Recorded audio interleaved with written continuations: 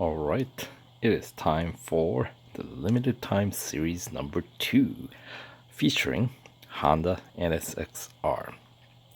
We got 9 days to complete it, so that will put us around April 15th or 16th when the series expires. So that's plenty of time to get through the series to win this car. So here, let's jump in and check out what the best way to upgrade the car is going to be to meet the PR requirement, and what the series is going to look like. So here we go. Alright, so here's the price breakdown in 25% completion increment as always. And yes, you're looking at it right. The total reward in gold is 130 gold, and the car is worth 200 gold if you're to buy it outright. So yes, that is a rather generous offering if you ask me, in terms of what they're how they're rewarding us for running through to win this car. But of course, there's always a catch, right?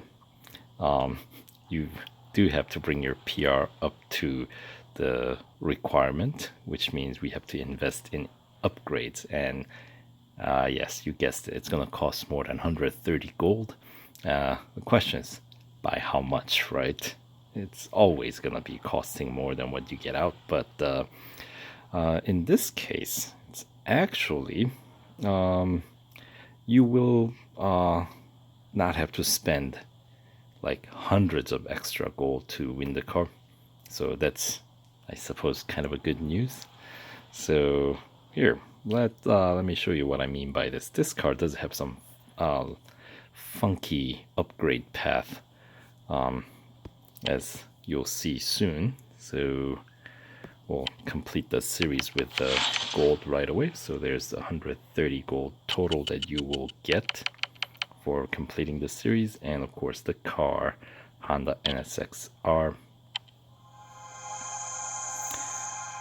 Alright, so on their website it says PR requirement to complete the event is 32.8. Yes, it does unlock a bonus series featuring this car plus, yeah, it's called VTEC versus Wankel. So in the bonus series, by the way, you'll find this bonus series under pro section of your career, and the other car is going to be the Mazda RX-7, the rotary engine, right? So the VTEC Honda versus rotary engine Mazda. So that's going to be kind of a fun little skirmish. But anyway, as I was saying about the upgrades and PR, so the stock PR, of course, we're starting at 19.8. And when we go to the final tier, we've got the Cup race at Le Mans, single lapper. And remember, their website says the PR requirement is 32.8, but when we actually check in, it is 32.7. Now, that is a very important fact, or it's important to understand that what's actually required is 0.1 PR point lower than what they have published, because that makes a big difference in the upgrade path that you're gonna take. So unlike the other new limited time series that we've done in quite a few while, and we've always had to get 3 upgrades across the board, right? For this car, it's not going to be quite straightforward like that. The upgrade path looks a little funkier, and the reason for that is because the 3rd tier upgrades on every single category is actually gold. Yeah, I know. So first tier is going to be all cash, which is pretty typical, right? So I'll use the gold to get it done right away, but pay attention to how the 2nd tier is all gold as well. here, right? So Drivetrain, second tier is gold. And after that 1 hour racing dollar upgrade on the first tier for these guys, second tier is all gold, right? Which is kind of expected, right? So second tier upgrade being gold is nothing new.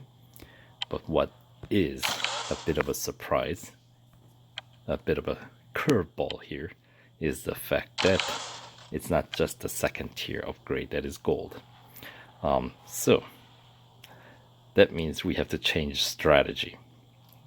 So because of that reason, we're gonna leave engine alone on just a single racing dollar upgrade, but we're gonna have to max out quite a few other categories. So starting out with Drivetrain here, we got 18 gold for second tier upgrade.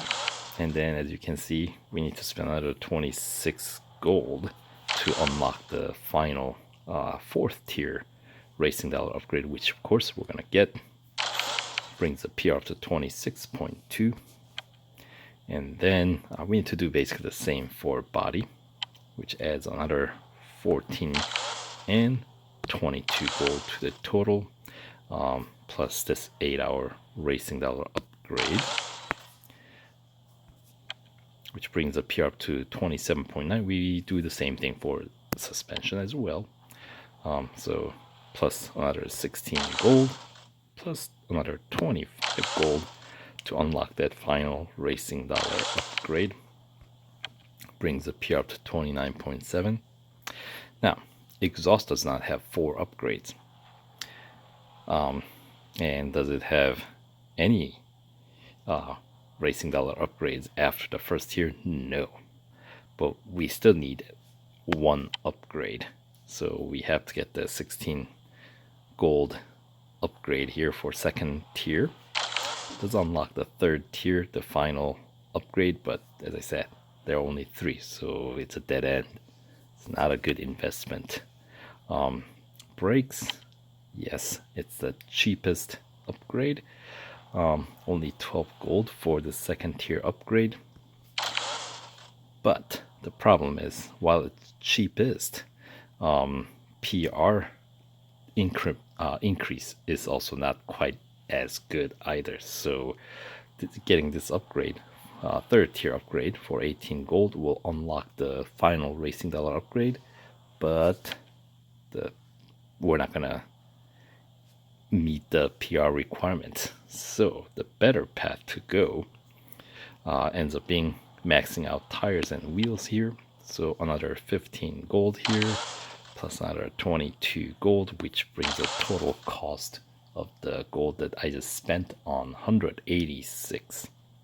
And then as you can see, once you max out the tires and wheels, the PR falls right on the money, 32.7. So remember what I said at the beginning. If it were not 32.7, but instead 32.8, yeah, this would not work. We have to find some other path, and most likely will cost us more than how much it's costing here. So here's the upgrade path, a little messier. 1 on engine, max out on drivetrain, body, suspension with 4 upgrades. Get 2 upgrades in exhaust and brakes. And finally, the last category, tires and wheels, you'll have to max out on 4 upgrades as well there. And that is for the total cost of 186 gold. So, of course, as I said, you do get 130 of it back, which means net cost is 56 gold, which is not too bad, right? So, now that the upgrade path is out of the way, let's look over the series here and check out what we have here. Alright, so Tier 1, Autocross at the Circuit of the Americas National Circuit. Alright, speed record at Brands Hatch, and Cup at Monza Junior course. So Tier 1, I assume you shouldn't have any problem. And of course, there is no PR requirement for Tier 1, so that's all good. And Tier 2, we got drag race here. So venue, I don't think really matters, the circuit that you do it on. Hunter, it's going to be at the nice short dynamic circuit of Porsche Test Track. And the final Tier 2 Cup it's going to be at Hockenheim National, and it does have a PR requirement of 22.3. So obviously you do need at least a few racing dollar upgrades, the first tier upgrades on board by the time you get here. So that's it, 1 hour wait, so get that going right away. And moving on to Tier 3, we got Speed Snap at Daytona Motorcycle Course. Elimination at Hong Kong, and the Cup is going to be at Indianapolis Road Course. Single lapper with the PR requirement of 23.4. All right, so considering this fairly early on in the series, and you should have quite a few upgrades, considering second and third tier upgrades are both gold. They're done instantly, right? So if you are able to afford it right away, I don't expect that you're gonna have any trouble getting through the Speed Snap at Daytona. Sometimes Daytona challenges can be a little bit tricky when you're running with unserviced car, and by the time you reach this point, the chances are your car would be in critical condition, possibly. That's my guess. Anyway, moving on to Tier 4, we got Endurance at Silverstone National Circuit. Head-to-head at Suzuka West, should be a single lapper. And 25% completion is gonna be done with this final Cup race in Tier 4 at Spa. Just a single lapper with the PR requirement of 24.4. Now, let's have a look at this car. With 20 first roundup cash upgrades alone, it is just slightly shy of the PR 24.4. You get up to 24.2, right? So you do have to spend some gold to, I guess, win that 25% completion reward, which was a 15 gold.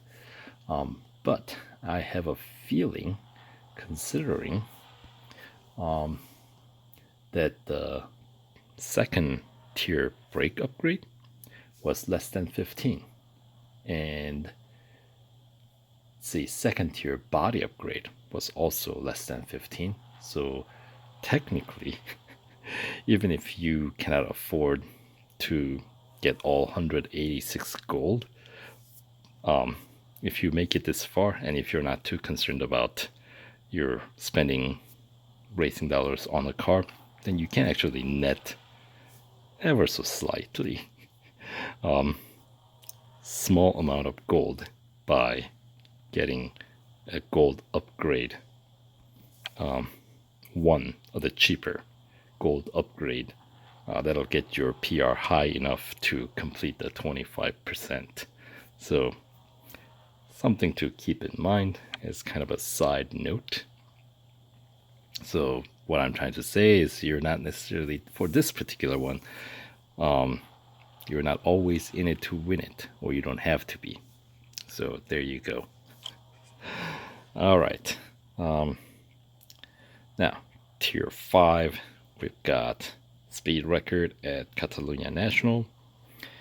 As I said, considering that second and third tier upgrades are done instantly, Tier 5, you should not have trouble getting through speed record at Catalunya National. And also, if you do run into a problem with that track, you can always turn around at the beginning. Anyway, then we got autocross at New York. Autocross rarely is an issue, right? And then finally, we got a cup race at Mazda Raceway. 2 laps with the PR requirement of 25.2, so well into the gold upgrade zone by this point. Alright, so up next, we got Tier 6 Elimination at Red Bull Ring National Circuit and Hunter at Hockenheim Grand Prix. And the cup race is going to be at Melbourne, 3 laps with the PR requirement of 26 even. Alright, and moving on to Tier 7, which is what you need to complete in order to claim 50% completion reward. So we got head-to-head at Circuit of the Americas Grand Prix Circuit, single lapper. And endurance is going to be at Mount Panorama, and the cup is going to be at Nürburgring Grand Prix with 2 laps, and the PR requirement is 26.8. So let's see, what was the gold reward for the 50% completion? It was 25 extra gold, but to get the PR high enough to do that, yeah, you're spending a bit more than 25. So yeah, first 25% completion, perhaps you might be able to be in it, not necessarily to win the car, but just to collect maybe a couple of gold, like just about literally like 3 gold. But if you are coming this far, then now you have to in it to win it, because yes, there's no turning back at this point. So we got speed record at Suzuka East, which shouldn't be too bad. Once again, this is on a track that you can also turn around at the beginning to extend the pit straight, right? And then we got drag race, so venue becomes somewhat irrelevant. And then the cup to get past Tier 8. You don't need to have this one for 50% completion, but as I said, at this point you're in it to win it. Cup is going to be at Catalunya Grand Prix, 2 laps with the PR requirement of 27.5. Alright, Tier 9. We've got Speed Snap at Hong Kong, Elimination at Porsche Test Track Long On-Road Circuit, and the cup is at Red Bull Ring National Circuit, 4 laps, pretty short track, with the PR requirement of 28.2. Alright, Tier 10. Hunter at Silverstone International Circuit, Autocross at Le Mans, and the cup is going to be at Dubai Grand Prix, 2 laps with a PR requirement of 29 even. Alright, and up next, Tier 11, Endurance at Nürburgring Mühlenbachschleife, head-to-head at the road course of the Brickyard Indianapolis Motor Speedway, single lap. And then the Tier 11 Cup is going to be a Daytona road course, so most likely a rolling start, 2 laps with the PR requirement of 29.7. And you're going to need at least 1 gold trophy here to claim that 75% completion reward. So we got speed record at Hockenheim Short, and speed snap is going to be at Mazda Raceway, and the cup is going to be at Bathurst Mount Panorama, double lapper with the PR requirement of 30.4. Alright, Tier 13, Autocross at Melbourne, Elimination at Spa, and the cup is going to be at Circuit of the Americas Grand Prix. 2 laps, and the PR requirement is 31.2. All right. Yep, we're nearing the end here. So Tier 14, you got a Hunter at Brands Hatch, another drag race, this time at Porsche Test Track, and the cup is going to be at Suzuka Grand Prix. 2 laps with the PR requirement of 32.